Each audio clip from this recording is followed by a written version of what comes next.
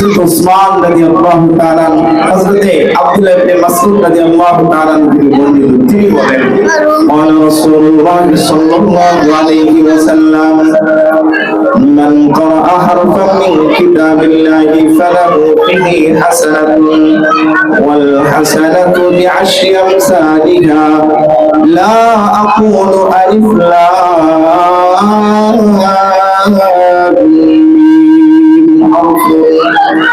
ولكن ألف حرف ولام حرف وميم حرف নবী সাল্লাল্লাহু আলাইহি ওয়াসাল্লামের সাহাবী আব্দুল্লাহ ইবনে মাসউদ রাদিয়াল্লাহু তাআলা থেকে বর্ণিত তিনি বলেন যে ব্যক্তি কোরআন কারীম থেকে একটি হরফ পড়লে পড়ার বদলে আল্লাহ তাআলা তাকে একটি হরফ পড়ার কারণে 10টি করে নেকি দান করবেন।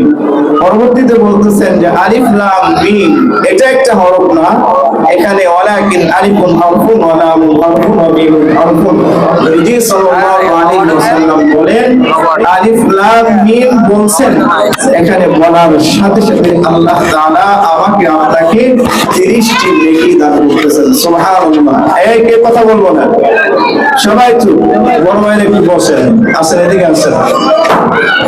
এই কোরআন কারীমের আজমত এবং ফজিলত নিয়ে কিছু আলোচনা করব।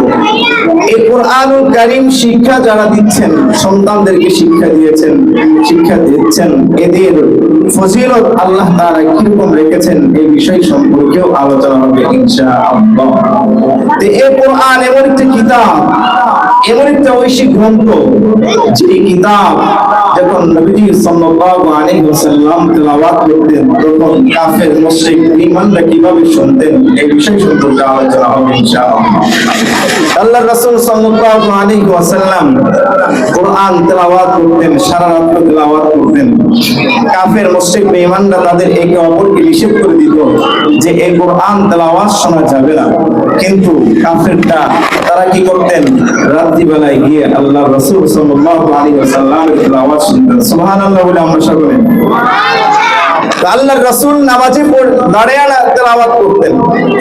এদিকে পরামর্শ হয়েছে কাফেরদের সাথে যে তেলাওয়াত শোনা যাবে না, কোরআনুল কারীম তেলাওয়াত শোনা যাবে না, কিন্তু যারা নেতৃত্ব দিচ্ছেন, যারা তাদেরকে নিষেধ করছেন, তারাই গিয়ে গিয়ে আল্লাহর রাসূলের তেলাওয়াত শুনে। সুবহানাল্লাহ।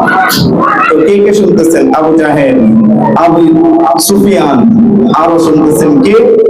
আখনাস ইবনে শুরাইক, এরা নেতা শুনতেছেন, নিষেধ করেছেন শোনা যাবে না, কিন্তু পরের দিন পরামর্শ হয়েছে, হওয়ার পরে তারা কি করতেছেন, পরের দিন আবার রাতে